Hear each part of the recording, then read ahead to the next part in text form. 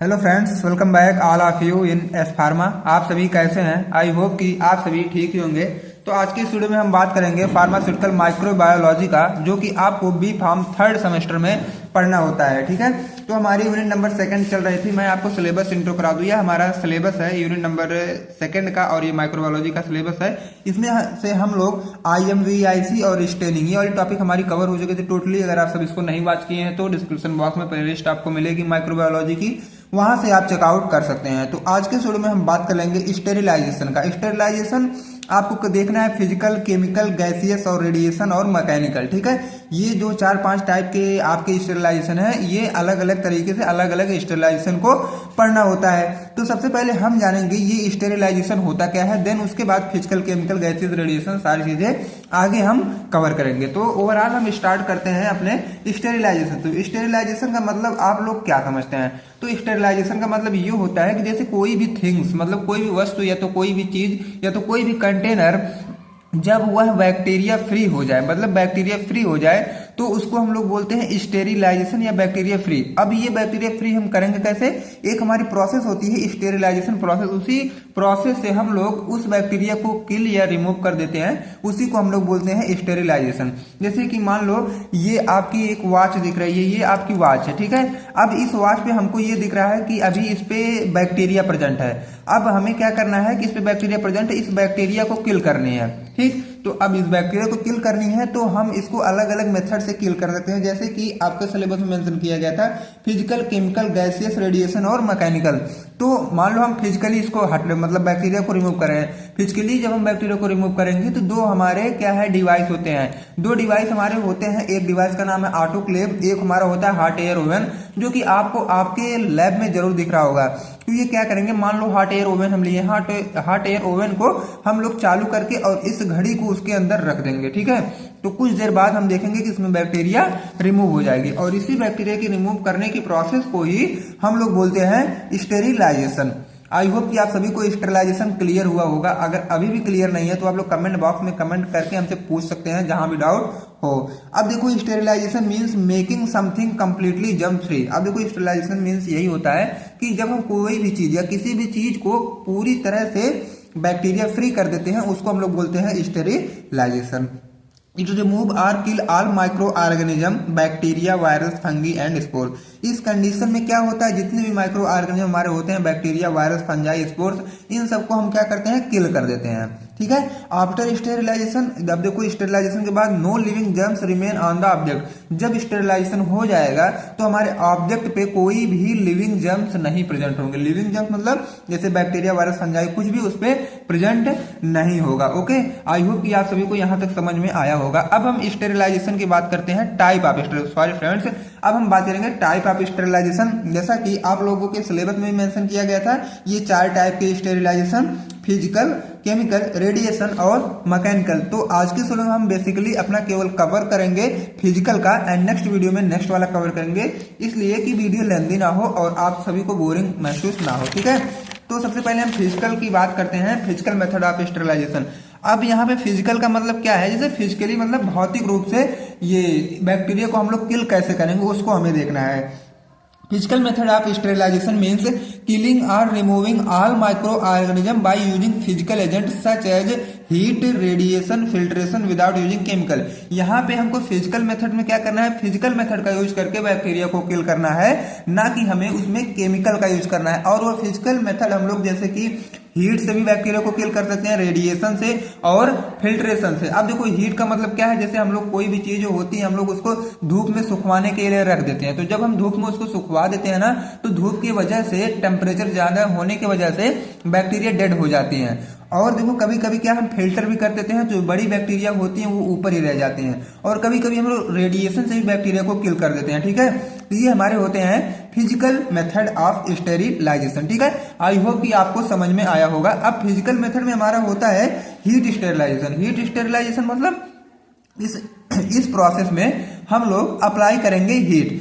Heat is the most common method of sterilisation. Heat जो हमारा होता है एक मोस्ट कॉमन मेथड होता है स्टेरिलाइजेशन का। अब स्टेरिलाइजेशन आपको पता हो गया होगा I hope. And dry heat sterilisation is typically done in an oven at a temperature of 170 degree centigrade mean 338 degree fahrenheit for at least 2 our.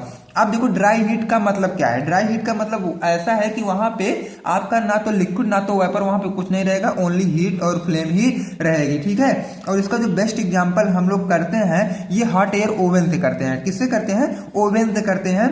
और जिसका टेम्परेचर होता है 100 डिग्री सेंटीग्रेड और अगर उसको फ़ारेनहाइट में आप लोग देखोगे तो 368 डिग्री फ़ारेनहाइट होता है, ठीक है। और अगर कोई भी चीज हमें बैक्टीरिया फ्री करनी होती है तो हॉट एयर ओवन में 170 डिग्री सेंटीग्रेड टेम्परेचर पे 2 घंटे तक रख देते हैं तो हमारा वह बैक्टीरिया फ्री हो जाता है। और इस मेथड को हम लोग बोलते हैं हीट स्टेरिलाइजेशन। उसमें से ड्राई हीट स्टेरिलाइजेशन को बोला जाता है, जिसका एग्जाम्पल हमारा हॉट एयर ओवन होता है, ठीक है।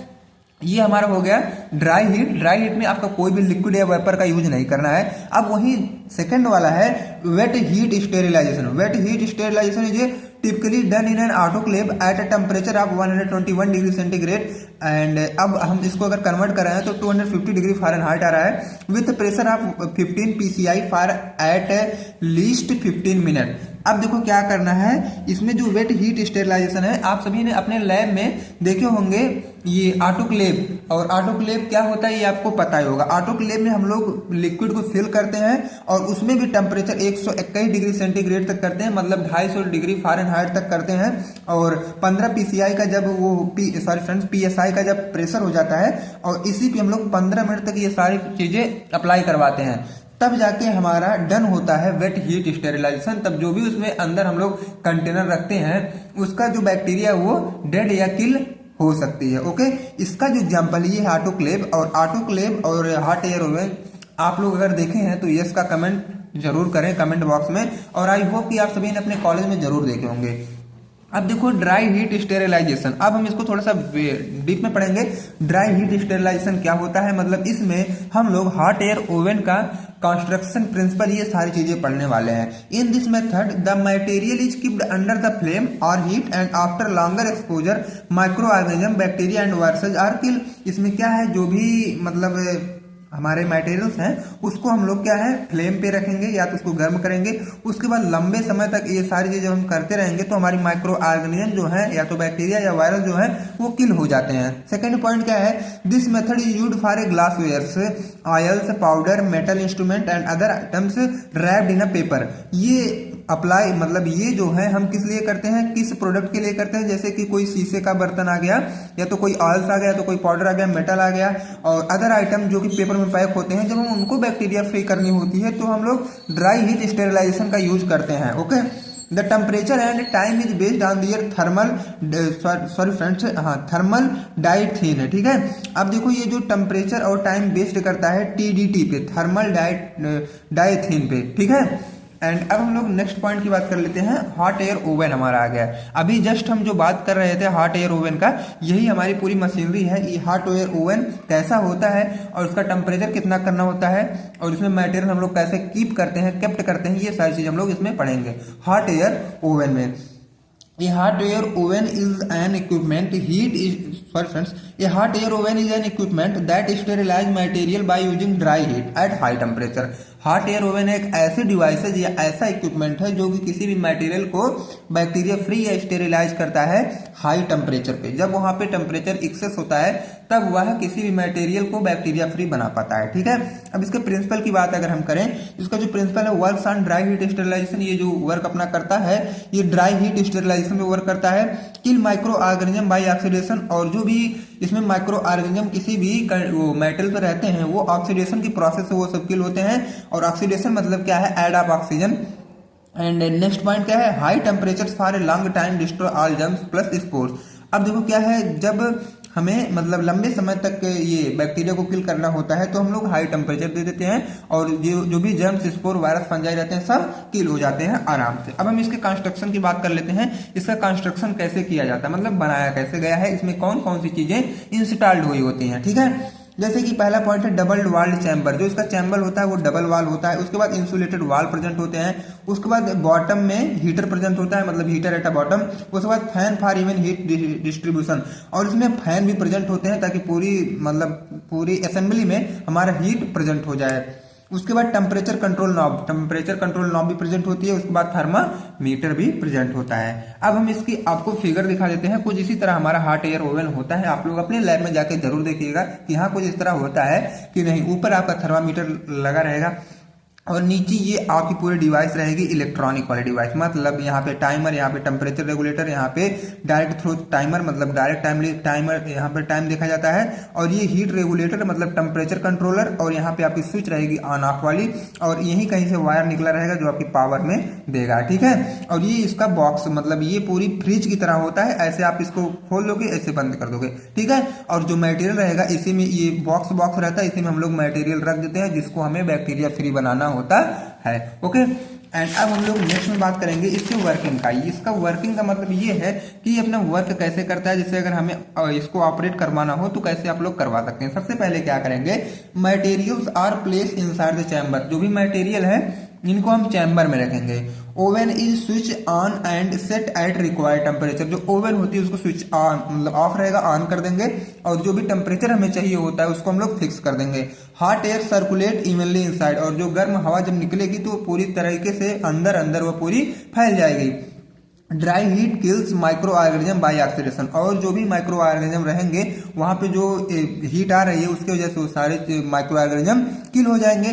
After the cycle item are completely, उसके बाद ये सारी चीजें जब ये डन हो जाएंगी तो जो भी आइटम हम उसके अंदर रखें उसको निकाल लेंगे, और हमारा जो भी है मटेरियल वो कंप्लीटली बैक्टीरिया फ्री हो जाएगा। ओके, ये इसके कुछ वर्किंग है। अब हम इनके एडवांटेज की बात कर लेते हैं, मतलब इससे लाभ क्या क्या होते हैं हमें। It is used for sterilization of heat-resistant material like glassware, forceps, scalpel and scissor, syringe, etc. देखो, जब आप सभी ने मतलब हॉस्पिटल में जरूर गए होंगे और ओटी कभी जाएगा ऑपरेशन थिएटर में, तो वहाँ पे जो भी जैसे सीजर वगैरह होते हैं, सिरिंज वगैरह होते हैं, उनको हमें बार बार स्टेरिलाइज करने की जरूरत पड़ती है। और बार बार स्टेरिलाइज कभी कभी बहुत जगह आप लोग देखोगे तो कुछ केमिकल का यूज करके स्टेरिलाइज कर लेते हैं, और कभी कभी हॉट एयर ओवन का यूज करके उसको स्टेरिलाइज कर लेते हैं। और कभी कभी अपने लैब में, माइक्रोबायोलॉजी के लैब में आप लोग जाइएगा और कुछ वहां पे ग्लासवेयर हमको जब स्टेरिलाइज करने होते हैं तब भी हम अपने हॉट एयर ओवन का ही यूज करते हैं। ओके, नेक्स्ट क्या है, इट इज इको फ्रेंडली। ये इको फ्रेंडली होता है। It is most efficient to degrade microbial endotoxin, ठीक है। ये हमारे इसके कुछ एडवांटेज होते हैं। एंड अब हम नेक्स्ट में देखेंगे मॉइस्ट हीट स्टेरिलाइजेशन, मतलब जहां पे लिक्विड का यूज किया जा रहा है या तो वेपर का यूज किया जा रहा है उसको हम लोग बोलते हैं मॉइस्ट हीट स्टेरिलाइजेशन। अब देखो, moist heat is a more effective than dry heat sterilisation. सबसे पहले तो जानो कि ड्राई वाले से ये ज्यादा इफेक्टिव होता है स्टेरिलाइजेशन के लिए। It kill the micro organism of enzyme and protein. ये माइक्रो ऑर्गेनिज्म में जो एंजाइम और प्रोटीन उसको किल करता है, ठीक है। मतलब एंजाइम और प्रोटीन को जब ये डिग्रेड करेगा तो जाहिर सी बात है माइक्रो ऑर्गेनिज्म हमारे किल हो जाएंगे। नेक्स्ट पॉइंट है, it is more and effective than dry heat sterilisation. वही बात है कि ये ज्यादा इफेक्टिव होते हैं ड्राई हीट स्टेरिलाइजेशन के कंपेयर में। Moist heat sterilisation is divided into 3 form. इसको 3 फॉर्म में डिवाइड किया गया है। पहला क्या है, टेम्परेचर बिलो 100 डिग्री सेंटीग्रेड, तो इसको हम लोग बोलते हैं pasteurisation. Temperature at 100 degree centigrade इसको हम लोग बोलते हैं boiling. Temperature above 100 degree centigrade इसको हम लोग बोलते हैं ऑटोक्लेविंग। अब देखो क्या है, मॉइस्ट हीट में हम किस पे फोकस करेंगे, अपने ऑटोक्लेव वाले में। ऑटोक्लेव आप सभी के लैब में प्रेजेंट भी होगा, इसलिए हम ऑटोक्लेव को थोड़ा सा डिटेल में कर दे रहे हैं। और आपकी एग्जाम में ऑटोक्लेव ही कई बार पूछा भी गया है। अब इसकी प्रिंसिपल की हम लोग बात कर लेते हैं। It is based on the principle steam at high pressure. इसमें क्या होता है, जैसे आप लोग घरों में सब्जियां बनाते हैं, जैसे कुछ बच्चे हॉस्टल पे रहते होंगे या रूम लेके रहते होंगे, तो जब वो सब्जी बनाते हैं तो एक कुकर का यूज करते होंगे कुछ बच्चे। तो जब ये कुकर का यूज होता है उसमें कुकर में हमारी सीटी आती है, जब प्रेशर बन जाता है तब जाकर वो सीटी ऊपर आती है। तो सेम प्रोसेस हमारा ऑटोक्लेव की तरह होता है। उसमें हम लोग लिक्विड भरते हैं और जिसको बैक्टीरिया फ्री करना होता है उसको उसी में रख देते हैं। जब प्रेशर हो जाता है उसका उतना, तो सीटी जब देता है तो हम जान जाते हैं कि हमारा बैक्टीरिया फ्री हो गया है। तो वही सेम प्रोसेस है। The high pressure is use to kill the micro organism including spores. अब देखो वही बात है ना कि हाई प्रेशर यहाँ पे हम लोग यूज करते हैं माइक्रो ऑर्गेनिज्म को किल करने के लिए। It is the best and most widely use method of the sterilisation. यह बहुत बेस्ट मेथड होता है और ज्यादातर यूज भी होता है स्टेरिलाइजेशन के लिए ये मेथड। अब हम इसके कंस्ट्रक्शन की बात कर लेते हैं, मतलब इसका बनावट कैसे कैसे क्या क्या किया गया है। सबसे पहला तो ये है, it consist of a vertical cylinder of gun metal और stainless steel in a supporting frame और केस। ये देखो क्या है, किसी एक सपोर्टिंग फ्रेम या केस में एक ही वर्टिकल सिलेंडर की तरह होता है जो गम मेटल या स्टेनलेस स्टील का बना होता है, ठीक है। अब इसमें देखो जो पहला है, ये वेसल्स या प्रेशर चैम्बर होते हैं। The vessels is made from stainless steel. ये किसके बने होते हैं? स्टेनलेस स्टील के। The inner chamber is protected by outer jacket. और जो अंदर के चैम्बर होते हैं ये आउटर जैकेट से इसको प्रोटेक्ट किया जाता है। The inner chamber is the place where we keep autoclave material for sterilisation. और अंदर ही हम लोग रखते हैं जिसको स्टेरिलाइजेशन करना होता है जिस मटेरियल को, ठीक है। उसके बाद the size of the chamber varies and selected based on the motive of use. अब देखो चैम्बर वगैरह जो होते हैं ना, ये हमको कितने अमाउंट में ऑब्जेक्ट को स्टेरिलाइज करना होता है उसके ऊपर ये डिपेंड होता है, ठीक है। उसके बाद सेकंड पॉइंट है लिड या डोर। अब देखो the vessels mouth is covered by lid और डोर। जो वेसल्स के माउथ होते हैं उसको हम लोग कॉटन या डोर की वजह से उसको बंद कर देते हैं। It is also made from stainless steel. अगर आप लोग डोर देख रहे हैं तो वो भी स्टेनलेस स्टील का ही बना होता है। The lid is tightly closed with the help of air tight screw. और जो लिड होता है वो हम लोग टाइटली मतलब पूरा बंद कर देते हैं। एयर टाइट स्क्रू लगा होता है उसको हम लोग पूरा अच्छे से कस करके जाम कर देते हैं, ठीक है। एंड अब हम नेक्स्ट की बात करते हैं प्रेशर गेज का। अब इसमें प्रेशर गेज क्या होता है? अब देखो यहाँ पे जो प्रेशर गेज होता है, it is a present on the upper surface of lid. ये क्या है? लिड के अपर सरफेस पे प्रेजेंट होता है। It is a vital part because it allow us to visually see rise of pressure and alert for any forthcoming mishaps, hence it ensure the safety. अब देखो ये जो main part होता है जो कि ये बताता है कि टेम्परेचर कहाँ तक गया है, सॉरी फ्रेंड प्रेशर कहाँ तक गया है। और इसमें मेन हमारा रोल जो प्ले करता है ये प्रेशर ही करता है, ओके। तो हमें प्रेशर को बहुत अच्छे से ध्यान देना चाहिए। उसके बाद फोर्थ की बात करें तो प्रेशर रिलीजिंग यूनिट। ये प्रेशर रिलीजिंग यूनिट क्या होती है? मतलब जो कुकर में सीटी आती है ना, वही हमारे ऑटोक्लेव में प्रेशर रिलीजिंग यूनिट वही होती है जहां से प्रेशर रिलीज हो रहा है। The whistle is placed on the top of the surface of the lid. Lid के एकदम ऊपर लगा रहता है, जस्ट लाइक प्रेशर कुकर। बात आ गई ना प्रेशर कुकर की तरह, तो वही आप लोग समझो, ठीक है। अब फिफ्थ की बात करें हम तो सेफ्टी वाल्व क्या होता है? It is present on the surface of lid. Lid के सरफेस पे हमारा सेफ्टी वाल्व भी प्रेजेंट होता है। उसके बाद इसमें हीटर भी प्रेजेंट होते हैं। The electric heater is placed beneath the chamber. और पूरे चैम्बर के नीचे हमारा इलेक्ट्रिक हीटर प्रेजेंट होता है जो पूरे ओवरऑल पानी को गर्म करता है। जब पानी गर्म होगा तो प्रेशर क्रिएट करेगा, ठीक है। यहाँ पे इसका पूरा असेंबली बनाया गया है। नीचे आप लोग देख रहे हो हीटिंग एलिमेंट, मतलब हीटर यही है। जब नीचे से ये रॉड लगे होते हैं ना, ये सरफेस वायर लगे होते हैं, इनको हम पावर जब देते हैं बट मतलब बोर्ड में इसको जब करते हैं तो ऑन करते हैं तो ये जो रॉड होता है ये गर्म होता है। जब ये गर्म होता है तो पानी गर्म होता है। जो पानी गर्म होगा तो जाहिर सी बात है प्रेशर बनेगा। और परफोरेटेड ट्रे हमारा इसमें है। इसमें जो भी हमें ऑब्जेक्ट रखना होता है यहीं पे हम लोग रख देते हैं, ठीक है। और ऊपर हमारा सेफ्टी वाल्व है, प्रेशर गेज है, डिस्चार्ज टिप है। ये सारी चीजें हमारी यहाँ पे प्रेजेंट होती हैं। अब हम नेक्स्ट में देख लेते हैं इसका प्रोसीजर। प्रोसीजर का मतलब ये है, अगर इसको आपको ऑपरेट करना हो तो आप लोग इसको ऑपरेट कैसे करोगे, ठीक है।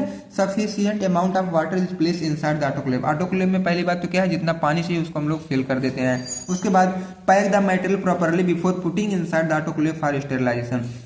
अब क्या करना है, जो भी मटेरियल हमको रखना है स्टेरिलाइज के लिए, सबसे पहले उसको अच्छे तरीके से पैक कर देते हैं, ठीक है। अब उसके बाद क्या है, the steam outlet is kept open till air from inside autoclave has been evacuated and then close the steam outlet. सबसे पहले क्या करना है, जो ये स्टीम जहां से निकलेगा और जहां से इंटर करेगा उसको हमें बहुत अच्छे तरीके से देख लेना है, तब जाके मटेरियल को अपने ऑटोक्लेव में रखना है, फिर उसको अच्छी तरीके से बंद कर देना है। The pressure is allowed to remain at 15 lbs per square inch for 15 to 30 minutes is done by controlling the steam। अब देखो स्टीम को कंट्रोल करने के लिए 15 lbs पर स्क्वायर इंच का हमें 15 से 30 मिनट तक का प्रेशर को भी मेंटेन कर लेना होता है। उसके बाद now of the plug leave the autoclave for cooling down. अब देखो प्लग को हमें बंद करना है और ऑटोक्लेव को ठंडा करने के लिए कुछ समय तक छोड़ देना है।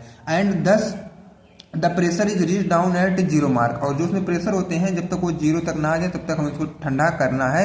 उसके बाद then open the lid and take out the material. उसके बाद लीड को ओपन करना है और जो भी मटेरियल हम उसमें रखें उसको हमें रिसीव कर लेना है, ओके। तो ये हमारा जो था फिजिकल मेथड ऑफ स्टेरिलाइजेशन ये एंड हुआ। बाकी हम लोग नेक्स्ट में देखेंगे केमिकल मेथड ऑफ स्टेरिलाइजेशन।